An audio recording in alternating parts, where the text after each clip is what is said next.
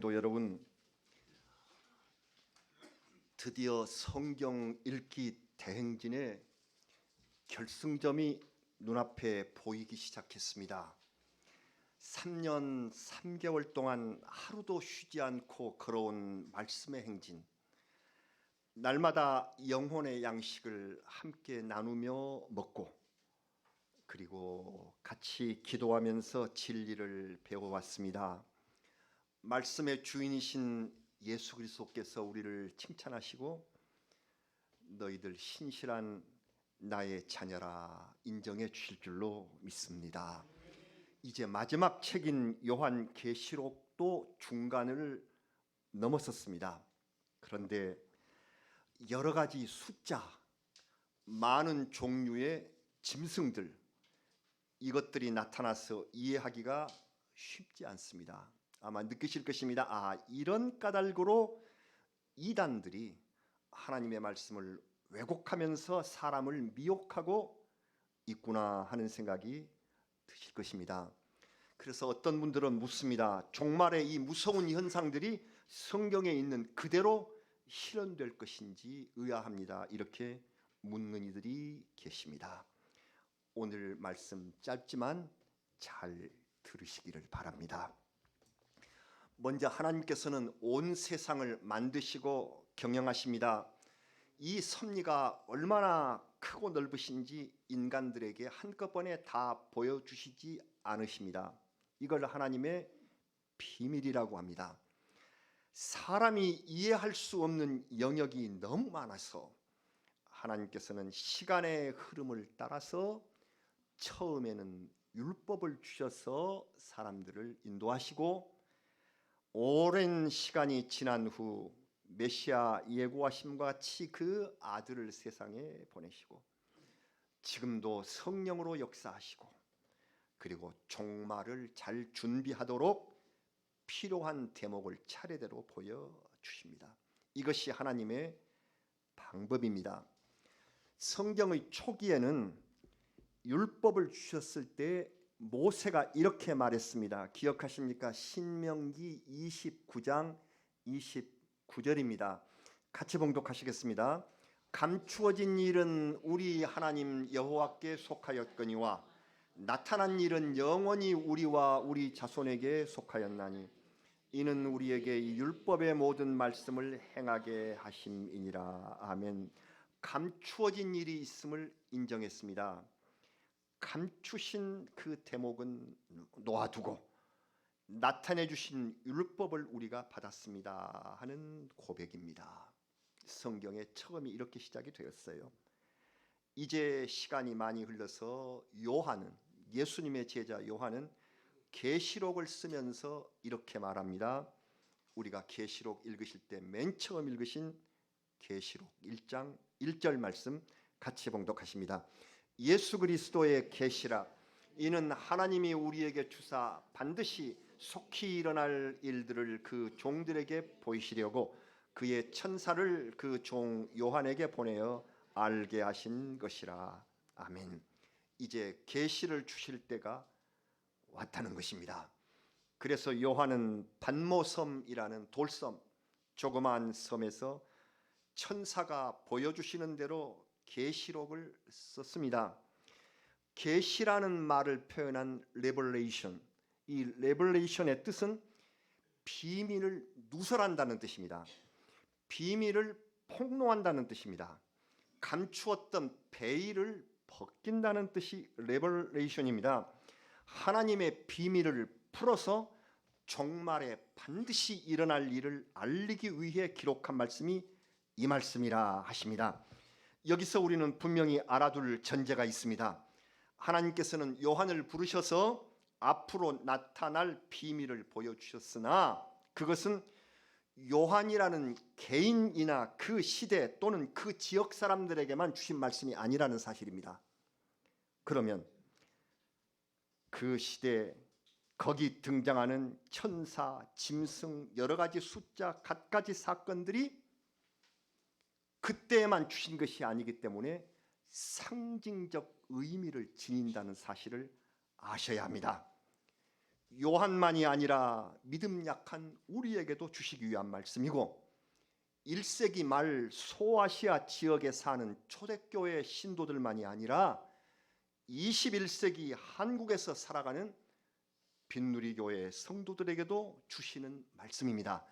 그렇기 때문에 당연히 이 말씀은 비유나 상징적인 말씀으로 되어 있습니다. 상징어를 사용하신다는 말씀입니다. 한두 가지 가장 손쉬운 예를 들어보겠습니다. 계시록에서 7 금촛대가 나옵니다. 그것은 촛대로만 우리에게 보여지는 것입니까? 이건 촛대 말씀이다. 아닙니다. 세상을 밝히는 7 교회를 상징하는 말씀입니다. 어둠 속에 진리의 불을 켠 온 세상의 교회를 7 금촛대라는 상징어로 표현하시는 것입니다. 에서버두 사빌라, 지난 주일에 남상열 목사님한테서 배우셨죠. 에서버두 사빌라, 예배소 교회, 서머나 교회, 잊어버릴까 봐서 머리만 버가모 두아디라 거쳐서 맨 마지막에 사빌라, 라오디게아 교회까지.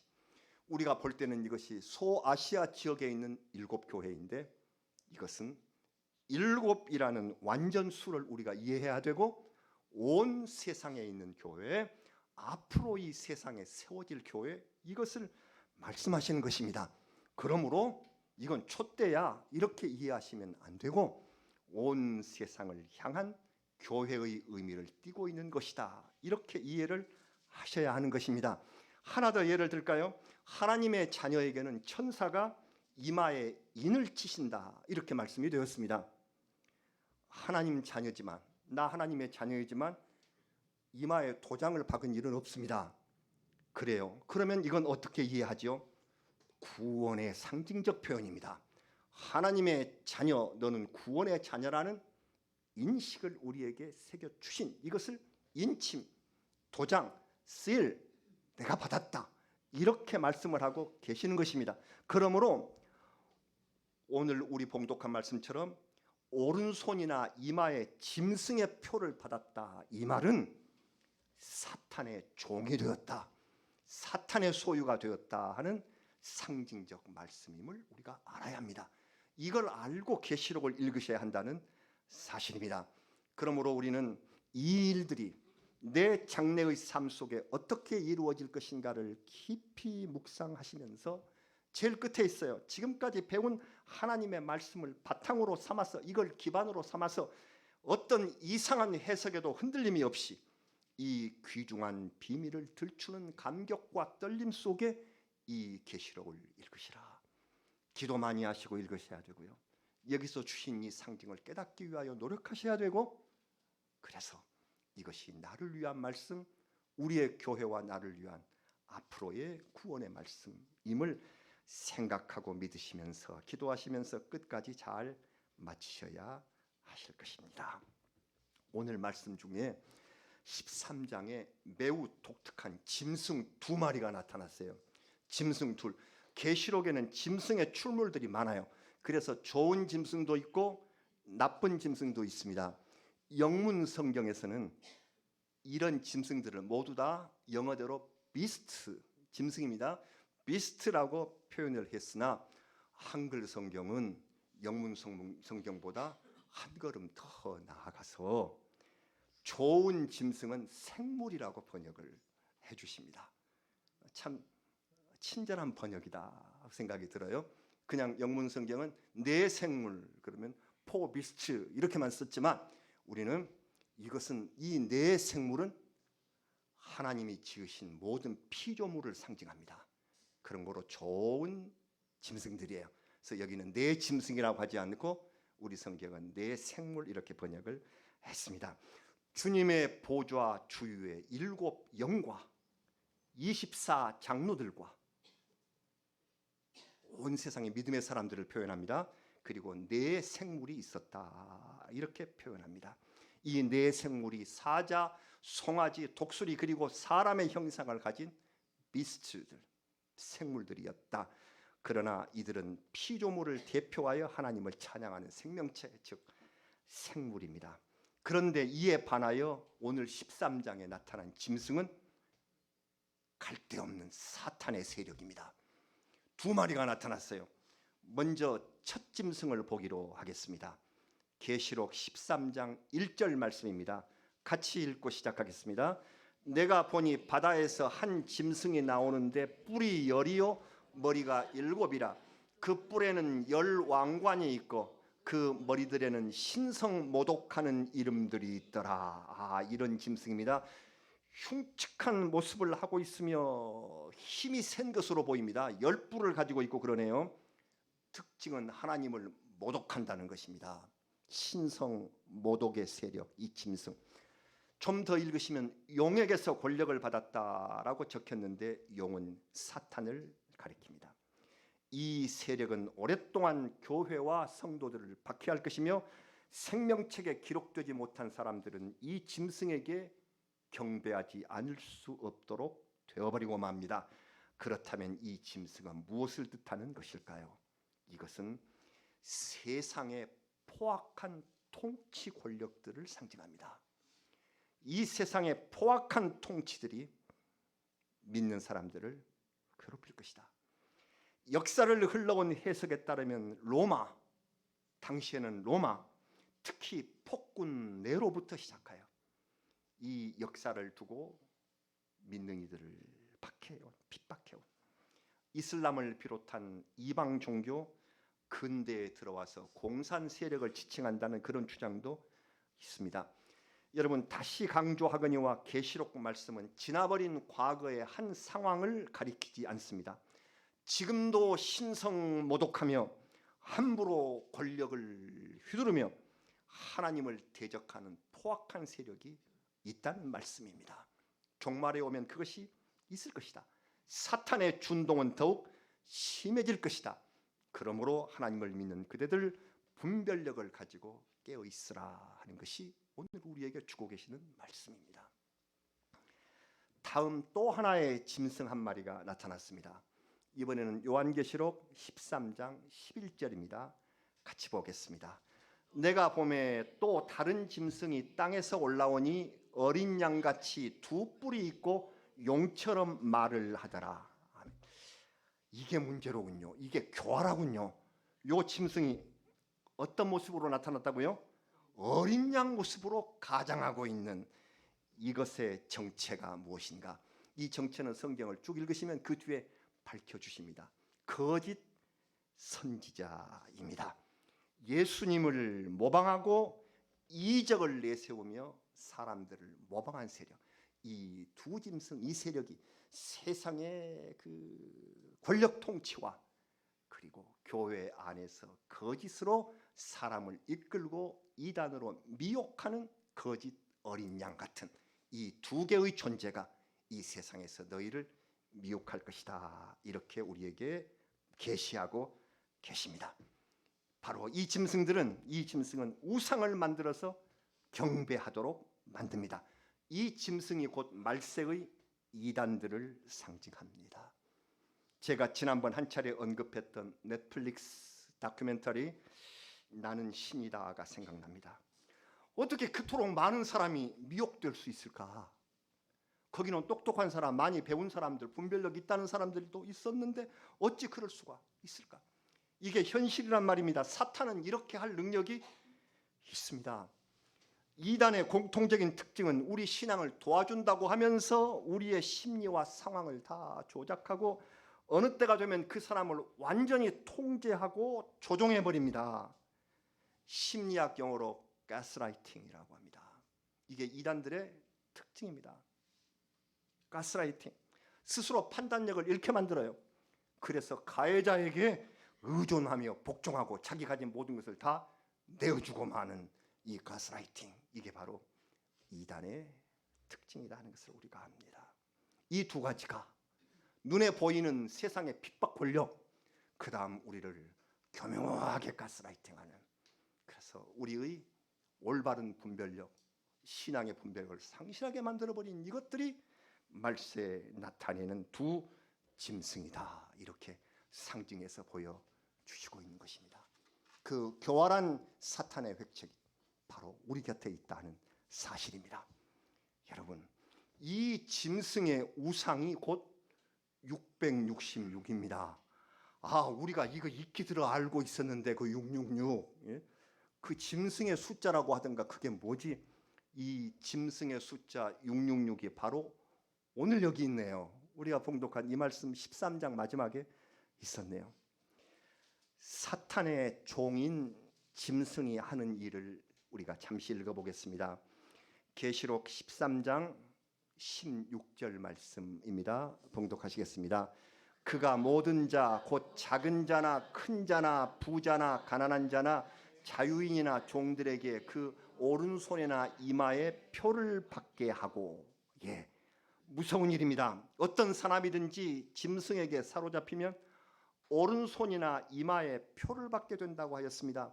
오른손은 우리 인간의 행위나 생업을 가리키는 말이 되겠습니다. 이마는 정신과 사고를 가리킵니다.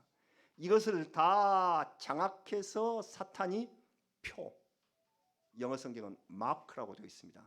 마크를 새겨버릴 것이다. 너는 짐승 우상, 사탄 내 소유야 하고 찍어버린다는 것입니다. 이것도 모방을 했습니다. 무슨 모방이죠? 하나님께서 구원 백성의 이마에 인을 치신다라고 하셨습니다. 구원 백성의 이마에 인을 치신다 하는 것을 모방해가지고 우리의 이마, 곧 정신과 영혼에 사탄의 표를 새겨버린다. 하나님의 인이 없으면 사탄, 짐승의 표가 새겨질 위험이 있다는 것을 우리에게 알려주었습니다. 성경은 말합니다. 이 짐승의 표를 가진 자만 매매를 할 수 있다. 무슨 말씀일까? 사탄은 세상의 경제 활동을 장악하려고 시도합니다. 사탄의 미끼는 세상의 부유입니다. 세상의 부유와 명예, 이것으로 우리를 유혹합니다. 돈을 더 벌기 위하여, 권력의 한 조각이라도 얻기 위하여 얼마나 많은 사람들이 지금도 양심을 버리고 사탄의 종이 되어서 자신을 팔아먹고 있습니까? 우리 눈으로는 보지 못하나 영의 눈을 뜨고 보면 어린 양의 인과 짐승의 표가 선명하게 구별될 것입니다. 나는 짐승의 소유입니다 하는 그 표가 그의 손과 이마에 있다면 심판의 날에 그 사람은 영원한 형벌에서 벗어나올 수가 없습니다. 그렇다면 오늘 여기 난해한 말씀, 이 표는 짐승의 이름이다. 또는 그 이름을 나타내는 숫자로 찍힌다는 것입니다. 아니, 이름이면 이름이지 숫자는 웬 숫자인가? 여러분, 히브리어나 헬라어는 문자 하나하나 그 자모를 숫자로 대신할 수가 있었습니다. 예를 들면 히브리서의 그 자모는 알렙, 베스, 기멜, 달렛 이렇게 나가는데 그것을 숫자로 예컨대 6, 50 또는 100, 200 이런 수치로 대신할 수 있었다 하는 것입니다. 그래서 우리는 기억이 뭐 3이고 뭐 니은이 뭐 10이고 이렇게 하지 않습니다만은 이것은 히브리어나 헬라어의 특징이었습니다. 그래서 어떤 학자가 기독교를 심하게 박해한 네로 황제는 히브리어로 네론 케사르 이렇게 말하는데 이것이 히브리어 글자로 7자예요. 그래서 이 7자의 자모가 각각 숫자가 있었다고 하잖아요. 이 7글자의 수치를 합해 보았더니 666이었다. 네론 케사르가 네로 황제가 666이었다고 발표를 했습니다. 이것이 일종의 학설이 되었는데 사람의 숫자라 하여서 네로 황제를 가리킨다. 그렇다면 내 이름을 히브리어로 말해보면 내 숫자는 얼마가 될까? 666이면 짐승의 표를 받은 사람이 되고 아니면 다행인가? 그런 의미가 아닙니다. 그래서 이것은 짐승의 수인데 이 666은 이렇게 해석해야 옳겠습니다. 제가 해석해서 드리는 말씀을 잘 들으시기 바랍니다. 숫자에는 세상에서 거의 공통적인 상징적인 의미가 있습니다. 예컨대 3은 하늘의 수로 꼽힙니다. 그리고 4는 땅의 수로 일반적으로 꼽혀요. 그래서 3과 4를 더하면 7이어서 7은 하늘과 땅을 더한 완전수로 인식이 됩니다. 대개의 세상에 사는 많은 사람들이 7을 좋아하고 7을 럭키세븐이라고 하고, 우리도 뭐 운 좋았다, 뭐 7을 잡았다, 뭐 이렇게 말하는 거, 이것은 하늘의 수와 땅의 수가 합하여졌다 하는 인식이 있기 때문입니다. 그래서 7을 완전수로 보는 것이 일반적이고요. 또 하나의 완전수가 12입니다. 12는 하늘의 숫자 3 그리고 땅의 숫자 4를 곱한 숫자이기 때문에 이 12를 완전수로 본다는 인식이 있습니다.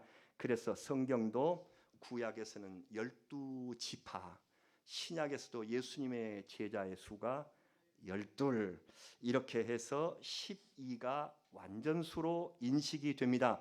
그 두 배가 되는 24, 여기도 24장로, 24장로는 세상에서 믿음을 잘 가지고 계시던 분들이 하늘에 올라서 보좌 주변에 있다 하는 것을 상징인데, 이것도 완전수 24장로입니다.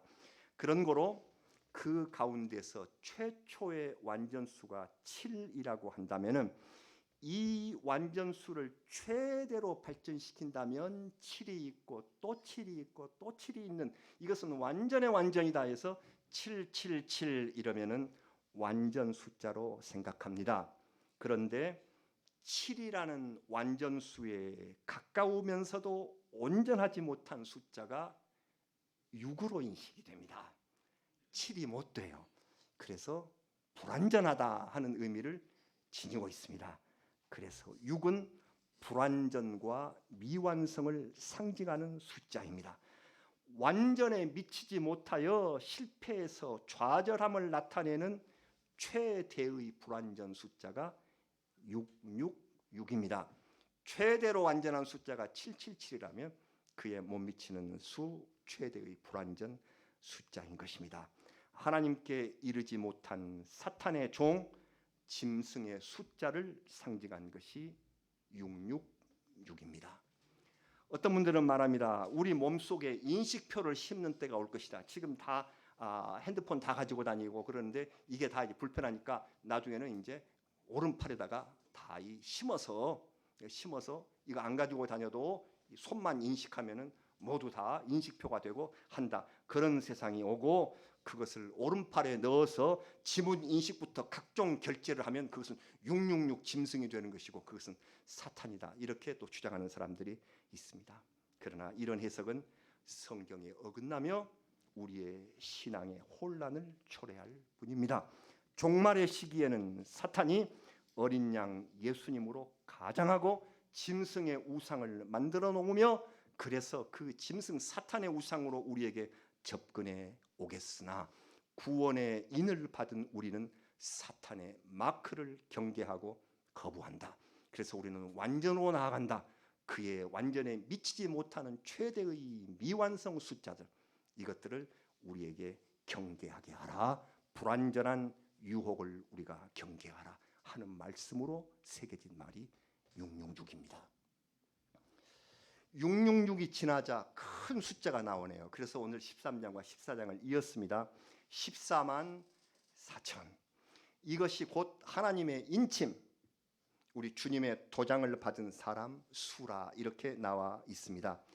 이 계산은 어떻게 나온 줄 아시죠? 성경 7장에 읽어보시면 이스라엘 지파가 12이었는데 그 12에서 각각 12,000명씩을 곱하니까 한 지파가 12,000명씩, 그래서 12지파가 모이니까 14만 4천이 되었다. 당연히 상징적인 숫자입니다. 12지파의 크기도 다르고 인원수도 다른데 다 칼로 자르듯이 똑같은 수 12,000명으로 정했다는 것은, 이것은 영적 이스라엘을 가리키는 것이고 세상에서 구원을 받을 성도들의 상징이기 때문입니다. 12,000이라는 것은 그것도 12의 천을 곱한 것이어서 완전수 12의 큰 개념을 나타내는 수를 곱한 것이죠. 그런데 오늘 14장 본문에 이 14만 4천이 어린 양과 함께 서서 새 노래를 찬송할 것이다 하는 모습을 요한에게 보여주셨습니다. 그래서 이 14만 4천 명은 구원받은 사람의 숫자로 딱 정해진 것이 아닙니다. 신천지에서 14만 4천만 구원을 받는다 그랬죠. 그러다가 14만 4천이 넘어가니까 교리를 또한 바꿨던 것을 우리는 기억합니다. 그래서 이 숫자는 상징의 숫자라는 거예요. 구원받은, 우리 주님께 구원받은 백성의 수를 상징으로 나타낸 것입니다. 그래서 이 14만 4천을 처음 기록한 7장에서도 이것을 가리켜서 큰 무리라고 아예 해석이 되어 있습니다. 계시록 7장 9절과 10절 말씀을 우리 오늘 끝으로 봉독해 봅니다. 이 일 후에 내가 보니 각 나라와 족속과 백성과 방언에서 아무도 능히 셀 수 없는 큰 무리가 나와 흰옷을 입고 손에 종려가지를 들고 보좌 앞과 어린 양 앞에 서서 큰 소리로 외쳐 이르되 구원하심이 보좌에 앉으신 우리 하나님과 어린 양에게 있도다 하니 아멘.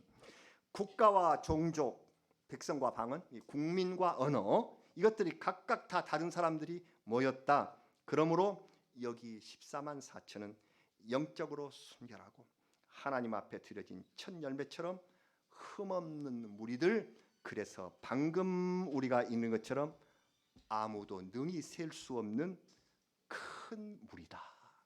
큰 무리, 구원받은 큰 무리의 상징이 14만 4천입니다. 구원받은 사람 숫자가 14만 4천밖에 안 된다면 어찌 될 것입니까? 하나님은 구원을 베푸실 분들을 많이 예정했습니다. 그래서 그런 방식으로 우리가 상징적인 숫자, 나와 내 가족, 우리 교우가 다 포함된 숫자가 14만 4천임을 우리는 확신합니다. 이제 우리는 구원의 기쁨을 감사하고 찬양하는 은혜의 자리, 새 노래를 부르는 자리로 옮겨가야 할 것입니다. 오늘 14장 말씀은 어린 양 예수께서 서 계시더라. 이 두 짐승들이 나와서 세상을 미혹하게 하는 그 가운데에 시온산에, 이 시온산도 예루살렘에 있는 산이지만 이것도 상징적인 산입니다. 이스라엘 나라가 아니라 우리가 영원히 거할 새 예루살렘, 하나님의 나라의 높은 곳을 상징하는 것입니다.